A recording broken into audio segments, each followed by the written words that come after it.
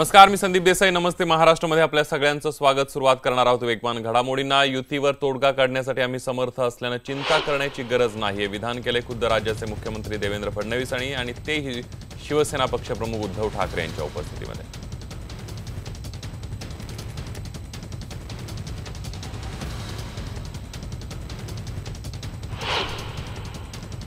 Best कर्मचाऱ्यांचा संप आज 8व्या दिवशी सुरूच आहे. बेस्टच्या संपावर उच्च न्यायालयातही तोडगा निघू शकलेला नाहीये, त्यामुळे सामान्य मुंबईकरांचे मात्र हाल होत आहेत. दरम्यान बेस्टचा संप मिटवण्यासाठी स्थापन करण्यात आलेल्या समितीनं बैठक घेऊन सीलबंद अहवाल सादर करावा असे आदेश उच्च न्यायालयानं दिलेत. सुधारित वेतन करार, दिवाळीतील सानुग्रह अनुदान, बेस्ट उपक्रमाचे महापालिकेत विलिनीकरणासह अशा अनेक मागण्यांसाठी बेस्ट कामगारांनी घेतलेल्या पुकारलेल्या संपाला सोमवारपासून पुकारलेला जो संप आहे त्याला 8 दिवस उलटून गेले. 7 दिवसांपासून सुरू असलेल्या बेस्टच्या संपाचा आज 8वा दिवस आहे. गेल्या 7 दिवसांपासून रिक्षा आणि टॅक्सीसाठी प्रवाशांच्या लांबच लांब रांगा लागतायत. मेट्रोवर सुद्धा गर्दीचा अतिरिक्त ताण पडतोय. एकीकडे बेस्ट कर्मचाऱ्यांच्या संपावरून उच्च न्यायालयात युक्तिवाद सुरू असताना राजकारणाला देखील चांगला चूत आलाय. विरोधी पक्षांनी शिवसेनेवर आसूड ओढताना भाजप मूग गिळून गप्प का बसली असा सवाल उपस्थित केलाय. दरम्यान बेस्टचे महासचिव शशांक राव यांनी हा तोडगा लवकरात लवकर सुटावा अशी आशा व्यक्त केली आहे. या संपामुळे प्रवाशांचे हाल होत असल्याने त्यांनी दिलगिरी व्यक्त केली आहे. मुंबईत बेस्ट कर्मचाऱ्यांचा संप सुरू आहे. मनसेनं पाठिंबा दिलाय. मनसेच्या वतीनं पांजरपोळ इथं नवी मुंबई इथून येणाऱ्या महापालिकेच्या NMMTच्या गाड्या अडवल्या, त्यातून प्रवाशांना खाली उतरवण्यात आलं.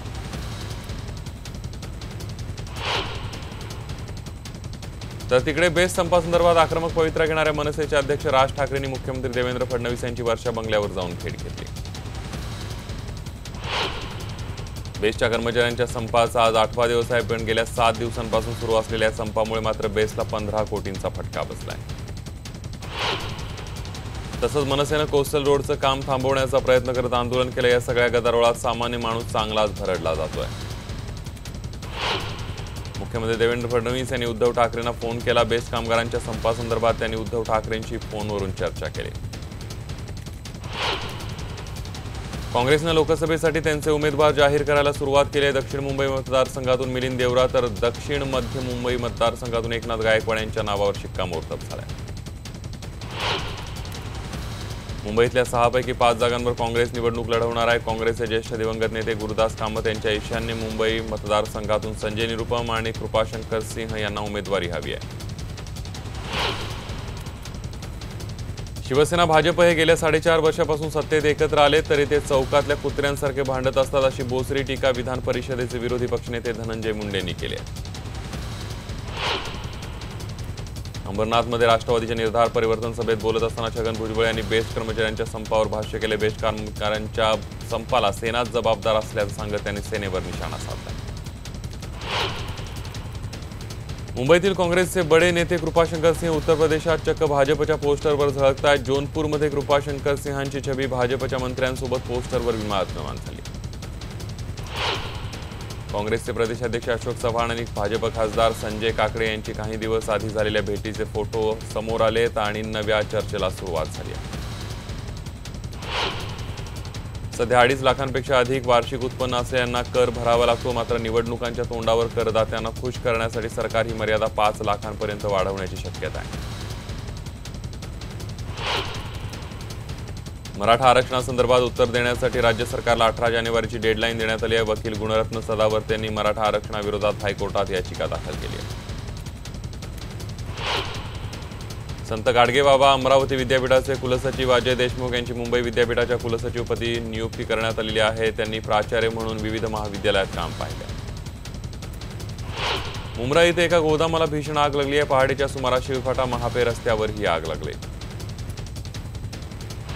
मुंबईत रेल्वेनं आता फुकट्या प्रवाशांविरोधात कारवाई अधिक तीव्र केली आहे. याचाच परिणाम म्हणून मध्य रेल्वेच्या पुणे विभागामध्ये गेल्या 9 महिन्यांच्या कालावधीत तिकीट तपासणीच्या जाळ्यात तब्बल 1,13,000 फुकटे प्रवासी सापडले.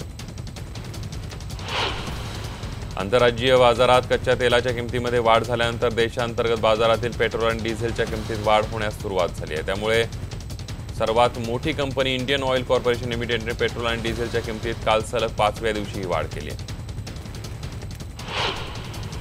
विजेच्या विक्रीवर आकारण्यात येणाऱ्या विद्युत शुल्कामध्ये राज्य सरकारनं 10 पैशांनी वाढ केल्यानं वीज पुन्हा एकदा महागणार आहे। 1 जानेवारी 2019 पासून हे नवीन शुल्क लागू होणार आहे। महात्मा फुले जन आरोग्य योजनेअंतर्गत डॉक्टरकडून जास्तीत जास्त शस्त्रक्रिया आणि उपचार व्हावे यासाठी डॉक्टरांना 30% प्रोत्साहन भत्ता देण्याचा निर्णय आरोग्य विभागानं घेतला आहे। पश्चिम रेल्वेवर जास्तीत जास्त 15 डबा लोकल सुरू करण्याच्या प्रस्तावाला रेल्वे मंडळानं मंजुरी दिली आहे। त्यानुसार अंधेरी ते विरार धीम्या मार्गावर 15 डबा लोकलच्या 50 पेक्षा अधिक फेऱ्या धावणार असल्याचा दावा पश्चिम रेल्वेनं केला आहे।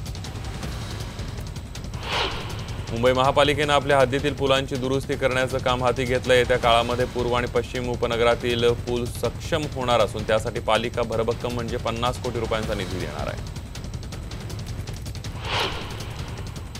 छत्रपती शिवाजी महाराज टर्मिनस ते दिल्ली असा राजधानी एक्सप्रेसमधून प्रवासासाठी मध्य रेल्वेच्या प्रवाशांना आणखी काही काळ प्रतीक्षा करावी लागणार आहे। घाटमार्गासह संपूर्ण मार्गावर चाचणी घेण्यासाठी आवश्यक साधनं उपलब्ध न झाल्यामुळे तुर्तास मुख्य चाचणी पुढे ढकलण्यात आली।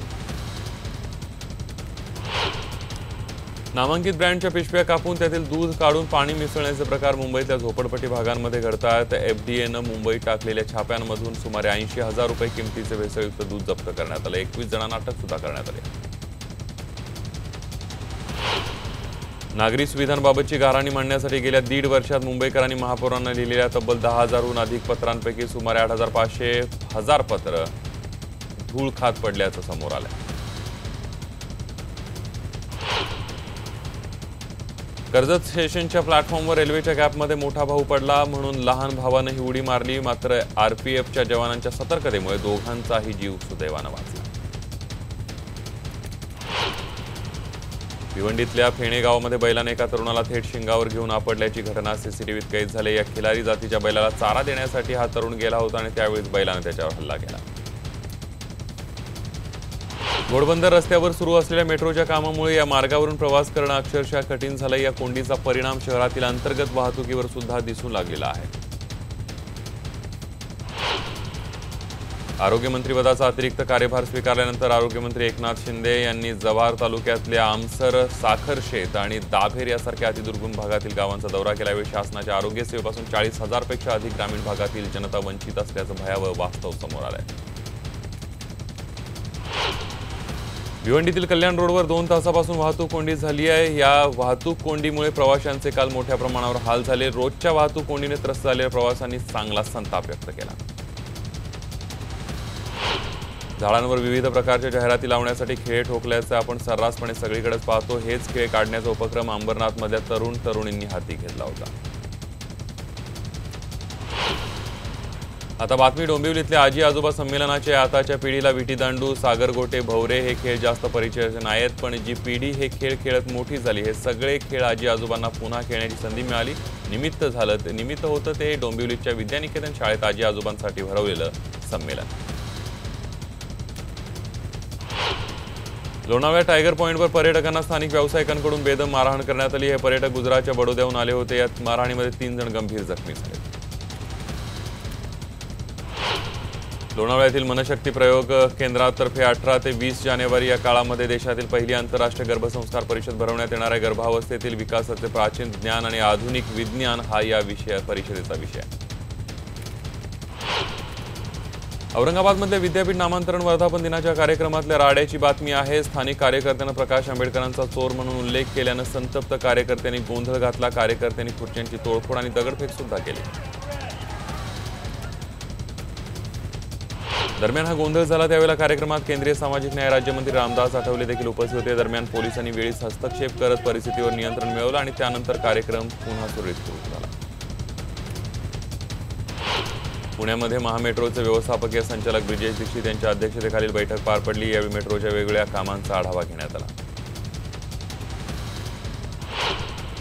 उत्पन्नाची बाजू सावरण्यासाठी वनाज आणि रेंज हिल इथले डेपो, स्वारगेट, शिवाजीनगर इथले मल्टी ट्रान्सपोर्ट हब या ठिकाणी व्यावसायिक इमारती बांधण्यात येणार। त्यातील गाळे भाडेतत्वावर देऊन महामेट्रो त्यातून उत्पन्न मिळवणार आहे। पुण्यातल्या सातारा रोडवर पंचमी हॉटेलच्या समोर एका चालत्या कारनं अचानक पेट घेतला। यामध्ये ही कार जळून खाक झाली। भारतीय हवामान विभागानं दामिनी हे मोबाईल ॲप विकसित केले। मान्सूनमधील वादळी पाऊस, विजांच्या गडगडाटाचे अचूक अंदाज या ॲपवरून नागरिकांना मिळणार आहे। नागपुरात सोमवारी धुक्यामुळे मुंबई नागपूर इंडिगो विमानाला लँडिंग करता आलं नाही. सुमारे पाऊण तास हे विमान आकाशात घिरट्या घालत होतं. त्यानंतर विमानाला लँडिंगची परवानगी मिळाली नाही. परिणामी विमान रायपूरला रवाना करण्यात आलं. नागपुरात नायलॉन मांजाची विक्री करून नागरिकांच्या जीवाशी खेळणाऱ्यांविरोधात नागपूर पोलिसांनी मोहीम सुरू केली. पोलिसांनी केलेल्या कारवाईत 8 जणांना नायलॉन मांजाच्या अवैध विक्री प्रकरणी अटक करण्यात आली. राज्याच्या उत्पादन शुल्क विभागानं जाहीर केलेल्या आकडेवारीनुसार मद्य विक्रीतून गोळा होणाऱ्या महसुलामध्ये नागपूर मागील वर्षाच्या तुलनेमध्ये पिछाडीवर पडले. मागील वर्षी नागपुरात मद्य विक्रीतून 367 कोटी रुपये महसूल मिळाला होता. राज्यातील 3000 लोकसंख्येच्या गावात दारू दुकानांना परवानगी देण्याचा महत्त्वपूर्ण निर्णय राज्य सरकारनं घेतला. विशेष म्हणजे या गावांमध्ये जरी हायवे असले तरीही त्याला 500 मीटरची बंदी असणार आहे. राज्य सरकारनं अनुदानित कॉलेजमधील प्राध्यापकांची पदं भरण्याचा निर्णय घेतल्यानंतर त्या भरतीची ही प्रशासकीय प्रक्रिया पूर्ण करण्यासाठी राष्ट्रसंत तुकडोजी महाराज नागपूर विद्यापीठाचे प्रशासन सज्ज झाले. नाशिकच्या सक्षम सार्वजनिक वाहतूक व्यवस्थेसाठी मास रॅपिड ट्रान्झिट या निर्माण केलं जाणार आहे. नाशिक रोड ते CBS आणि गंगापूर सांतपूर अंबड असा औद्योगिक परिसर याद्वारे जोडण्यात येणार आहे. नाशिकमधून OLXवर दुचाकींच्या विक्रीची जाहिरात टाकणं हिमांशू वर्मा या इस्माला चांगलंच महागात पडले. त्याचं झालं असं की हिमांशू यांनी दुचाकी विकण्याची जाहिरात टाकली आणि त्यानुसार सागर साठे असं नाव सांगत एकानं दुचाकी विकत घेण्याची इच्छा व्यक्त केली. पुढे पाथर्डी फाटा इथल्या शिवाजी पुतळ्याजवळ बाईकची ट्रायल घेतो असं सांगत सागर साठे नामक इस्मानं थेट दुचाकीवरून पळ काढला. औरंगाबादमध्ये एका अल्पवयीन मुलीचा संशयास्पद मृत्यू झाल्याची घटना घडली. औरंगाबादचा शेंदूरवाडा इथं ही घटना घडली आहे. या मुलीचा मृतदेह वाळूच्या नजीक एका शेततळ्यामध्ये आढळून आल्यानं खळबळ उडाली आहे. 10वीच्या परीक्षेची कठीण पातळी कमी करण्यासाठी CBSEनं परीक्षा पद्धतीमध्ये महत्त्वाचा बदल केला. 2020 मध्ये होणाऱ्या 10वीच्या परीक्षेपासून CBSEच्या विद्यार्थ्यांना सामान्य गणित हा विषय निवडता येणार आहे. एका रुग्णालयातून दुसऱ्या रुग्णालयात नेण्याकरता होणारी कसरत आता थांबवणार आहे आणि मुंबई IIT आणि गोमा रोटरच्या माध्यमातून गरुडा या विशेष ड्रोनच्या निमित्तानं काम सुरू आहे आणि या ड्रोनच्या माध्यमातून अवयव सहजपणे एका रुग्णालयातून दुसऱ्या रुग्णालयात नेता येणार आहे. नवी मुंबईतील बेकायदेशीर बावखळेश्वर मंदिर जमीनदोस्त करण्यात टाळाटाळ करणाऱ्या MIDCच्या अधिकाऱ्यांवर अद्यापपर्यंत कारवाई का केली नाही असा सवाल उच्च न्यायालयानं करत यावर उत्तर दाखल करण्याचे आदेश दिले. नवी मुंबई महापालिकेनं केलेल्या सर्वेक्षणात 41,000 झोपड्या आढळून आलेल्या आहेत. या झोपड्यांची पात्रता आणि अपात्रता न ठरवता पालिका या झोपडपट्टीधारकांना फोटो पास देत असून गेल्या 8 वर्षात वाढलेल्या सुमारे 20,000 झोपड्यांचं काय असा सवाल उपस्थित होतोय. वसई विरार शहरातील उड्डाणपुलांवर वाहनचालकांकडून नियमांचं उल्लंघन करण्यात येत असल्यानं वाहतूक कोंडीची समस्या वाढत चालली आहे. उलट्या दिशेनं गाडी चालवणं, वळण यायच्या आधीच गाडी वळवणं, मध्येच दिशा बदलणं या सर्व प्रकारांमुळे वाहतूक कोंडी होते. वसई विरार महापालिकेच्या कामात ठेकेदाराकडून निकृष्ट दर्जाचं काम केलं जात असल्याचं दिसून येतंय. विरारच्या चंदनसार इथे गटाराचं काम करताना ठेकेदारानं PCC न टाकता सांडपाणी वाहिनी टाकल्यामुळे गटारीचं काम निकृष्ट झाल्याचा आरोप नागरिकांनी केलाय. भिवंडीत शिंपल्या मार्केटमध्ये दाखल झाले असून खवय्ये वाट पाहत असलेले शिंपल्याचा एक वाटा 50 रुपयाला मिळतोय. या शिंपल्या नदीतून आदिवासी बांधव पकडत असून शिंपल्यांना मोठी मागणी आहे. एका मुलाखती शो दरम्यान हार्दिक आणि लोकेश यांनी महिलांविषयी केलेल्या आक्षेपार्ह विधानामुळे आता मुंबई पोलिसांनी त्यांना चांगलीच चपराक लगावली आहे. त्यांनी आपल्या अधिकृत ट्विटर हँडलवरून या दोघांच्या विधानांचा निषेध केलाय. नवी मुंबईतल्या सीवूड रेल्वे स्थानकांवर दुर्गंधीचं साम्राज्य पसरलंय. खासदार राजन विचारे यांनी या रेल्वे स्थानकाची पाहणी करून प्रवाशांसोबत बातचीत केली.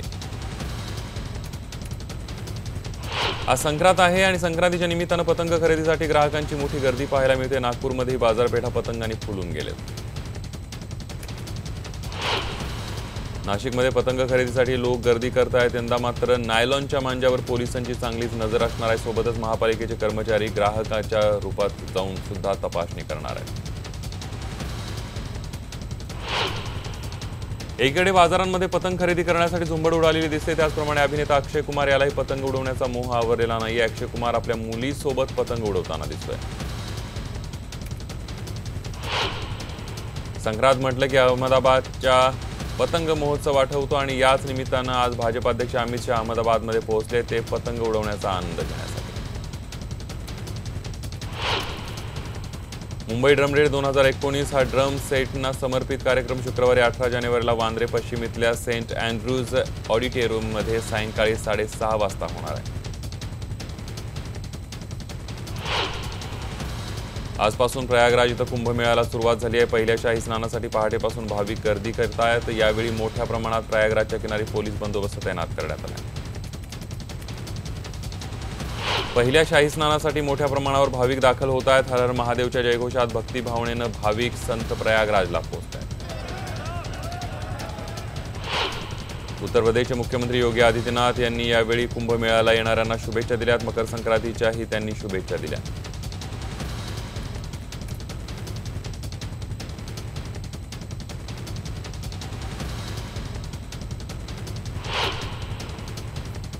निवडणुकांच्या तोंडावर सवर्णांना 10% आरक्षण देणारं मोदी सरकार कर परताव्यांची मर्यादा वाढवण्याचा निर्णय घेणार असल्याची माहिती समोर येते. 1 फेब्रुवारीला सादर होणाऱ्या अर्थसंकल्पात कर परताव्याची मर्यादा वाढवण्यासंदर्भात घोषणा करण्यात येऊ शकते अशी माहिती वित्त मंत्रालयाच्या सूत्रांनी दिली आहे.